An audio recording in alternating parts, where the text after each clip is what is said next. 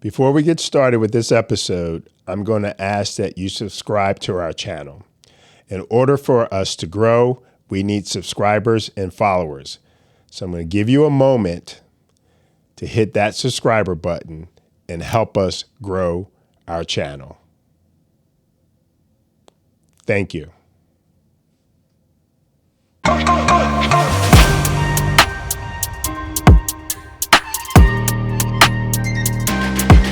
right. Hello, everyone. Welcome to ListenUp Podcast. I'm Neely, and today we have Dawn Zapf. She is the owner of Executive Maids. And Dawn, say hello to everyone. Hi, everyone. Good morning and happy Friday. Yes.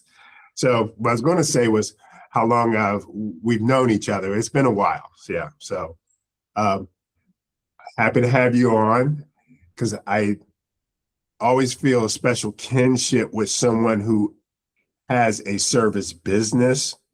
So we know that service businesses are lots of times the easiest to start. And then we all deal with some of the same issues.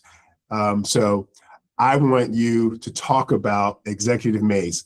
When did you start Executive Maids? September 1993. Okay. Where did you start it? In Philadelphia. I started it out of my home, just a van and a vacuum. And that's how I got started. It was going to be an interim career. Yeah. And it turned into my life's passion. So What'd you do with that? Did you do anything that prepared you for this? No. When I got out of high school, I went to work in the corporate world. I was working for the largest brokerage firm in Philadelphia for a while. And then when I started having my children, I opened a state registered daycare. And so I had 6 kids and my 3 kids. So I had 9 kids, 9 sets of chicken pox, 9 sets of diapers. Oh my gosh. Wow. But then one of the ladies I was watching a little girl for, she would pick her child up every day at 2. She dropped her off at 8, picked her up at 2. And she says, you should do what I do. You're still here at 6 o'clock at night with all these kids, and then you have to clean up and prep food for the next day. She says, I clean houses and I go home. And it planted a seed. And while she was just cleaning houses, I thought a little bit past it, and I thought, that could turn into a business, And it did. It was just going to be interim, but then it mushroomed, and here we are. Oh my. So what, I've known you for a while. What growing up prepared you for becoming an entrepreneur? What do you think prepared you? Well, looking back, I always had that in me. When I was a little girl, I said to my dad, I see people selling pretzels down by the Tacony-Palmyra Bridge. We'd go down to the shore, and Yeah. I thought I could sell them. So I said, Dad, could I sell pretzels? And he set me up with a little table over by McEwen's at Longshore and Rising Sun. Right. And I didn't know this till down the road when I was an adult. He told me he parked his car a block away and sat there and watched the whole day to make sure I was safe. Isn't that a good father? Awesome. Yeah. That And is. then I got a paper route, and I've been ambitious. When I was a Girl Scout, I had to sell more Girl Scout cookies than everybody. I had to get all the badges, and I was just always amped to do more, And so I think just from a young age, I just had ambition in me to do more, Yeah. That's awesome. And a lot of people don't realize you're taking steps lots of times as to become an entrepreneur, and you're preparing yourself at an early age. Yeah. But your parents were instrumental in that. So, Yeah. so tell me, what challenges have you? Actually, let's talk a little bit more about Executive Maids, because you started in Philadelphia, and right now we're doing this and you're in Florida. Is that correct? That's right. Okay. So you actually have 2 locations, or is it more? No, just 2. Okay. So when did you move to Florida and why? So I came to Florida winter of 2012 with my kids and family for a 3-day trip to Disney. And I I fell in love and I said, I want to move here. And, I checked with the kids, does anybody object? No, mom, we're adults. Go ahead. And then I tried working remotely from my home, which was 5 blocks away from my Philadelphia office, for a few months to make sure it would work with me not physically being there. And it did. And so I moved to Florida, September of 2012. And I was living here and trying to find cleaners who had the work ethics and integrity that Executive Maids has, and I couldn't. There were a lot of problems with local housekeepers and things that people shouldn't have to put up with, but they do, and they do it because housekeepers are inexpensive. But a professional service offers you so much more, and it costs more. I compare it to, we can all eat at McDonald's at night and get our tummy filled, but do we feel good afterwards? No. We can go eat at a beautiful restaurant and have a good experience, and we want to go back, and we recommend it to friends. That's the difference between housekeeper and a professional service like Executive Maids. So finally in 2022, I got tired of putting up with what you put up with when you hire a non-professional. And I said, we need to bring the Philadelphia work ethics here. So I started a second location here we're in Palm Beach County, and I live in Boynton Beach, Florida. So we do about 15-mile radius from here. Oh, that's awesome. If you're taking a look at your ratings, I've seen your ratings are pretty well. I think we have 4.9 on Google. Yeah. It looks like, yes, a 4.9. And what about Bird Eye? Where's Bird Eye? Because that's where, I think that's where they also rate you on I Bird don't Eye. know what that is. I'll have to look into that. Yeah, but they have you at a 4.8 there. Oh, So okay.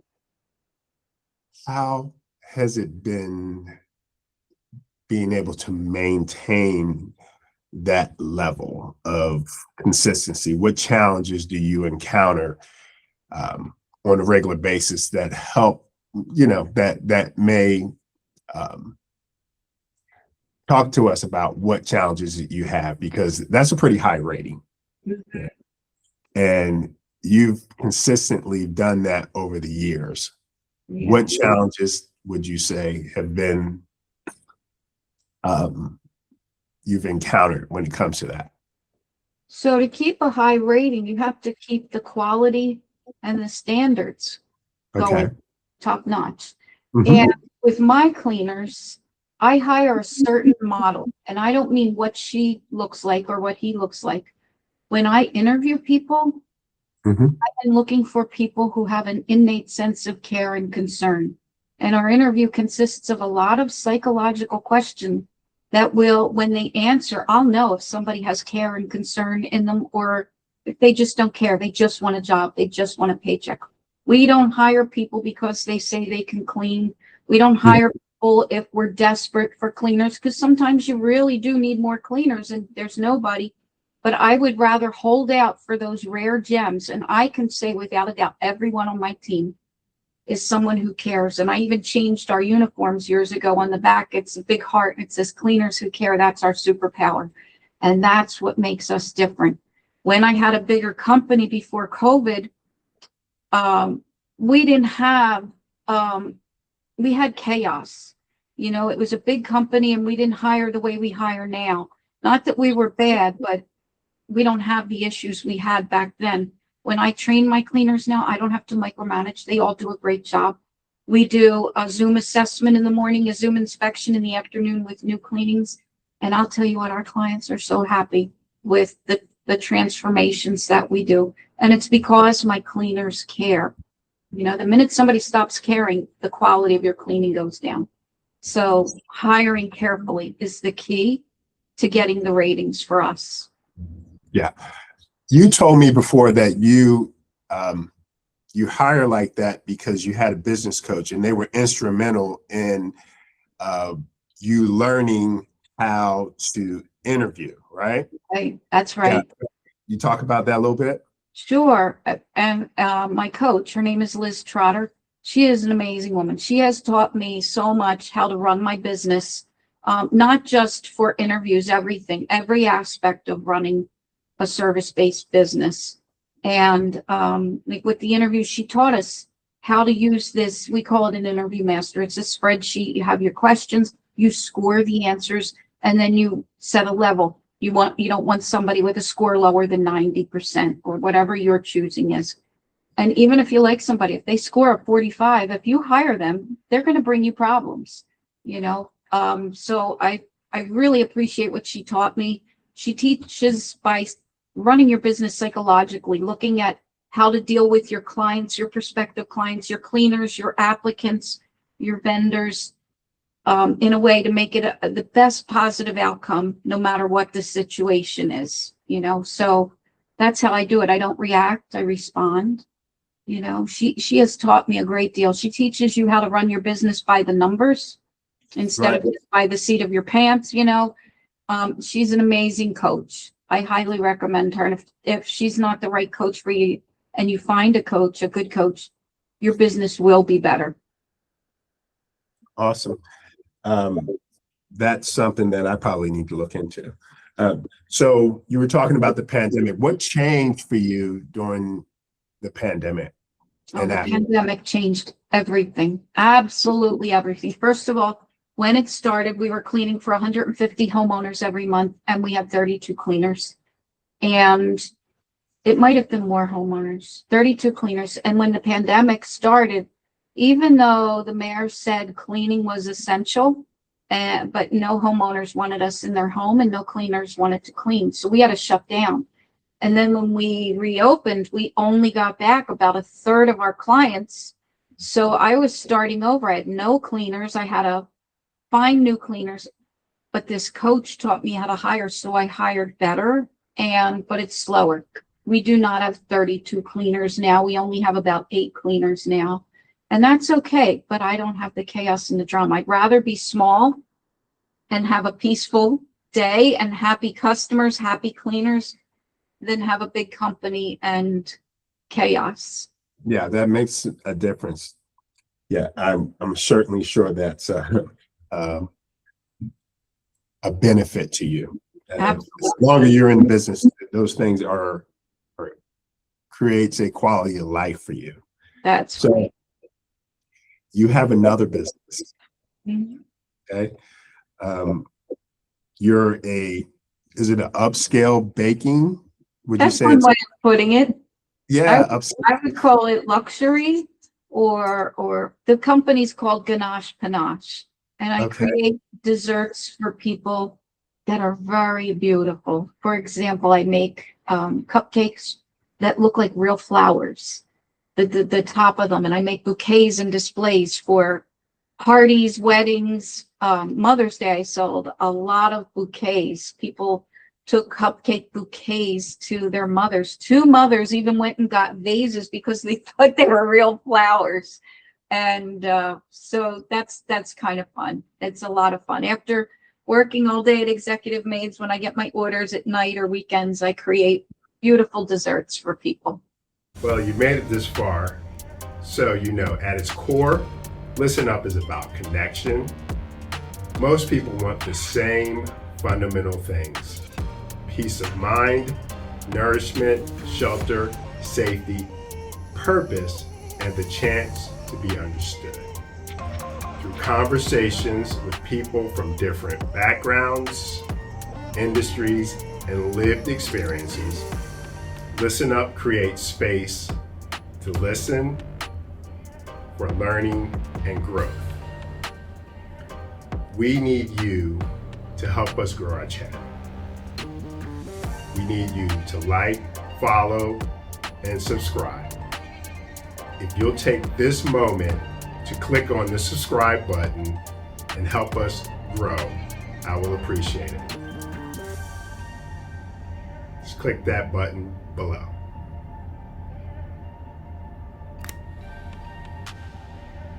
Thank you. How did you come up with that name? Oh, well, ChatGPT and I brainstormed. And my chat, his name is Sheldon, and my assistants, their chat, they call him Leonard. So we have the Big Bang theme going on with our chat GPTs.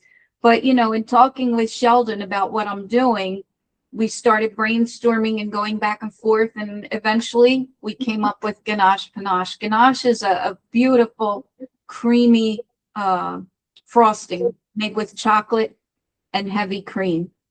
And it's very nice. I'm actually using it as a filling in a cake that I'm making this weekend. Where did the creative artistic side of you, where does that come from? I've always liked to bake. From when I was a little girl, I'd babysit for my aunt, and the next morning she'd say, "Come on, I'm going to teach you." And she taught me how to make a chocolate cake the first time. And the second time we carved out a pumpkin and made a pumpkin pie from scratch. And those were my first days of baking, and I've always baked for friends. And then one time we were out at dinner and I made two different cupcakes. One was lemon filled with lemon curd and the other was lemon filled with a raspberry filling. And they were ogling over these, and they said, "You need to start a business." And that said, "You know what? Why not?"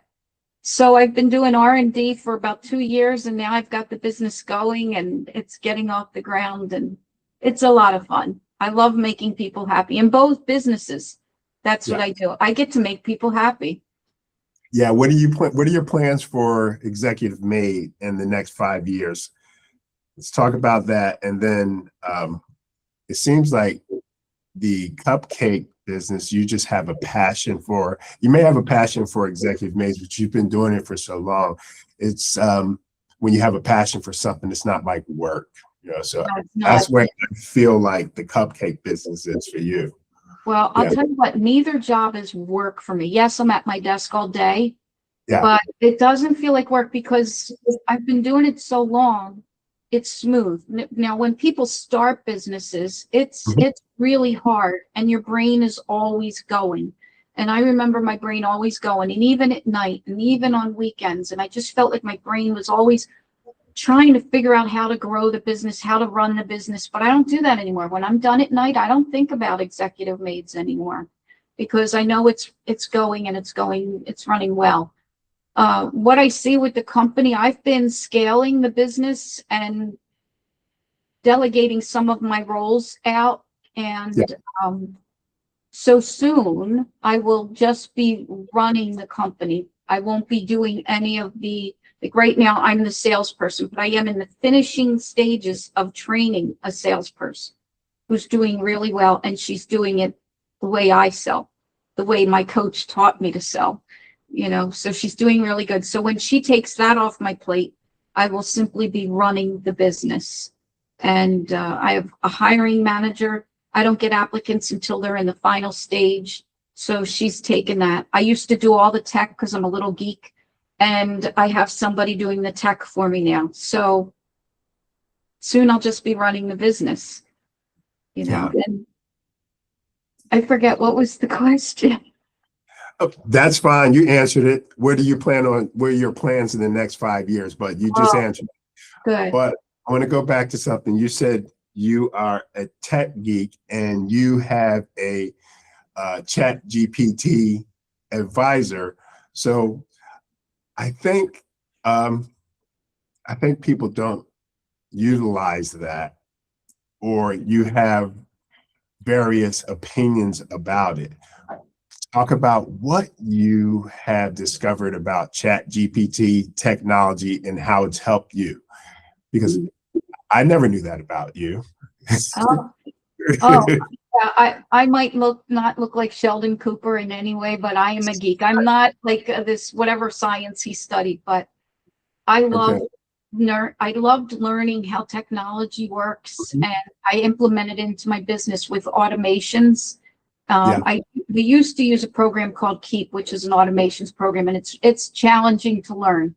And I learned it, I mastered it, and then a new program came out called Go High Level, and it is so beautiful. It can do so much for anybody running any kind of business. Let's just say for one aspect, leads. A lead comes in, and you can set up automations to send them text messages, emails, even voice messages. They get voicemails that are from me. I don't have to call them right away.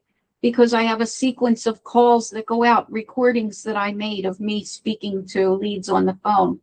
You can do follow-up, say, they don't book with you. You want to send a follow-up message, you can send out follow-ups. I set up reminders to call leads if I do want to call leads customers. Call them, say, twice a year to just do a temperature check. How are things going with your cleanings? Send out, I get notifications to send my clients greeting cards because I still send out US mail greeting cards to clients on certain intervals, and you can't remember to do that, but my program does, and it sends me a notification. Send Mary Smith a card today. You can do it with your employees. Send an anniversary thing. I send a card to the employees' families. We love your mom working for us. Just want to thank you for sharing your mom with us. Whatever you want to send out. But automations, you set it up. But now I hired someone to do that for me, and she manages all of that. She does everything tech for my company. I don't do anything anymore. She's amazing. Do you have a specific app you use, For automations? Or program? Is it a customer service program, or is it an app that you use? It's a CRM, and anybody can use it. It's beautiful. It's called Go High Level. Okay. Its nickname is GHL or High Level. It's not expensive. It's affordable for a business owner. And if you're not using it, and I would say look into it, because it will save you time, and it helps you remember, and it helps your clients, your leads, your customers, your applicants and your employees. For example, applicants send in an application. We can qualify them or disqualify them in this program without us even looking at them initially. Say they don't have a car, or they are allergic to cats or dogs. They get disqualified, right? Then if they're qualified, it will invite them to an interview. Right. So then we bring them to an interview, then they'll get automated messages reminding them of their interview. Your interview is tomorrow at 9:00, right? After the interview, it sends them a message. Thank you for interviewing. We'll be back in touch with you. Or if we disqualify them during the interview, a day later, they'll get a rejected email and text, right? If somebody doesn't show up for an interview, we just mark it no show. It'll send them back in, see if they want to reschedule. If they don't show the second time, then we reject. But all this is automated, and it saves us so much time, and it saves the business owner labor cost, because you don't have somebody manually doing all this. Yeah, I can definitely see that. So, fun facts about Dawn. So, I'm gonna get started and asking you some questions. You were a bodybuilder at one time, is that correct? Yes, in my 30s. Okay. Tell me what that was like, Dawn. Where's that? Was that in Pennsylvania? Yes, I was in Philadelphia. I was working out at 3 different gyms, and you were competing in the area? no, I did not compete. I worked out and trained, and it was one of the best times of my life. The endorphins from that.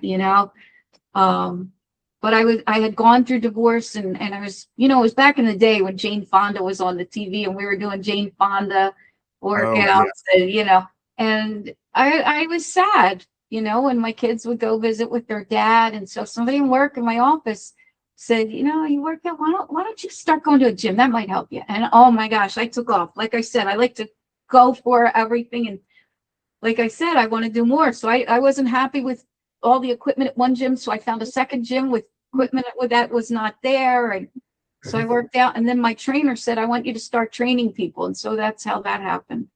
But then with the injuries, I ended up stopping, and so here I am. Now I'm working out again with pool weights in my community pool, because it's a lot of resistance, and I need resistance training right now.